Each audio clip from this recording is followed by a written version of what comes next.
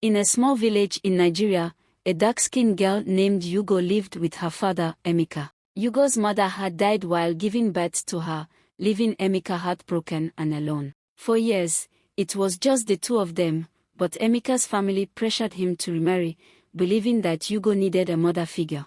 Eventually, Emeka married Chika, a woman from a neighboring village. Chika was beautiful but had a cold heart, especially towards Yugo. From the moment she stepped into their home, Chika made it clear that Yugo was nothing more than a burden to her. "Yugo, sweep the entire compound, and make sure you fetch the water before the sun gets too hot," Chika barked one morning. "Yes, Ma," Yugo replied quietly, her hands already sore from the previous day's chores. As the years passed, Chika's mistreatment of Yugo only worsened.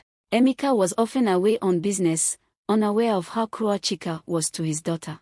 Yugo, now 15, endured it all in silence, hoping for a day when things might change. One fateful day, Chika sent Yugo to the market, far away from their village, to buy supplies. The market was bustling with people, and Yugo hurried to finish her errands quickly so she could return home before dusk. But as she crossed the road, a speeding car appeared out of nowhere. There was no time to react.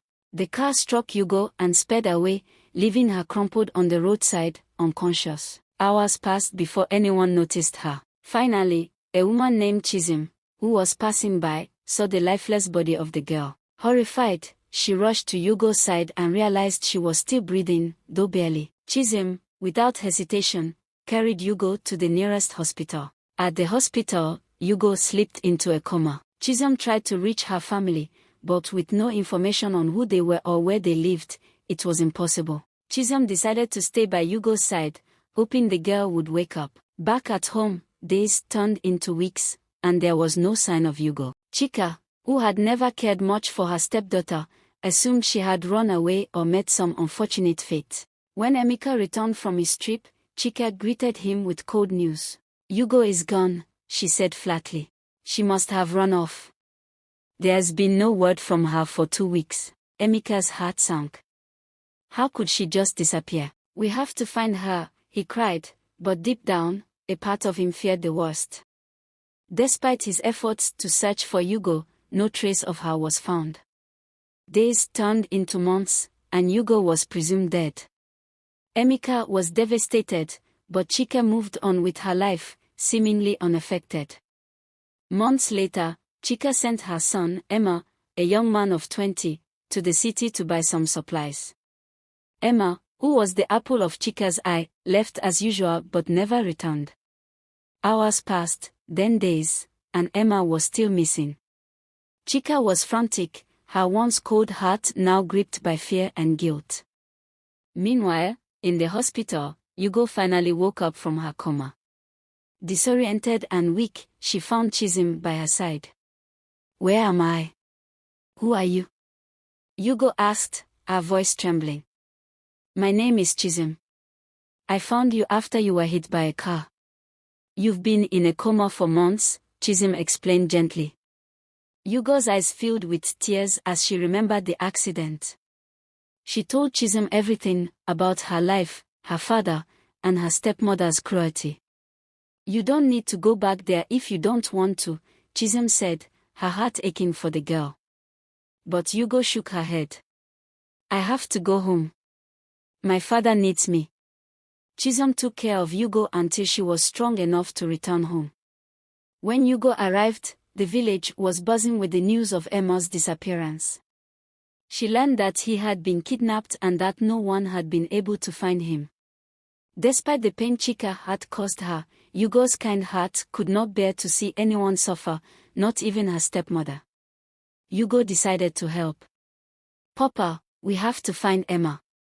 "I know where to start," Yugo said firmly to her father. "But Yugo, you've just returned." "How can you?" Emeka began, but Yugo cut him off. "I have to do this. For Emma, and for us." Yugo used her knowledge of the market and the city where she had been sent by Chika so many times. She began asking questions, connecting with people who had seen Emma on the day he disappeared. Eventually, she tracked down the place where Emma was being held by the kidnappers, a gang that had been targeting young men from rural villages. With the help of Chisholm and some trusted villagers, Yugo devised a plan. They approached the kidnappers under the guise of delivering ransom money, and in a daring move, managed to rescue Emma without any harm coming to him. The reunion was emotional. Emma, shaken but safe, hugged Yugo tightly. "Thank you, Yugo. I thought I'd never see my family again." "You're safe now," Yugo whispered, her own tears mixing with his. Yugo's bravery and kindness melted even Chika's hardened heart. Chika, overwhelmed with guilt, broke down in tears when Yugo brought Emma home. "Yugo, I've treated you so badly, and yet you saved my son. I don't deserve your forgiveness," Chika sobbed. "Everyone deserves a second chance," Yugo replied softly, embracing her stepmother. "Let's start over." With time, Yugo and Chika began to rebuild their relationship. Yugo went on to fulfill her dream of becoming a medical doctor, dedicating her life to helping others just as Chisholm had helped her. Emeka, proud of his daughter's accomplishments, lived to see her success and the love that had grown within their family. Emma, inspired by his sister's courage, became a successful engineer. He often marveled at how fate had brought their family together in the most unexpected way.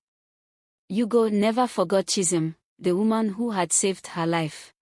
She visited Chisholm every weekend, grateful for the second chance she had been given. Their bond became one of deep friendship and mutual respect. As the years passed, the story of Yugo's resilience and kindness spread throughout the village and beyond, serving as a powerful reminder that even in the face of cruelty and hardship, love and forgiveness can bring about the most profound transformations.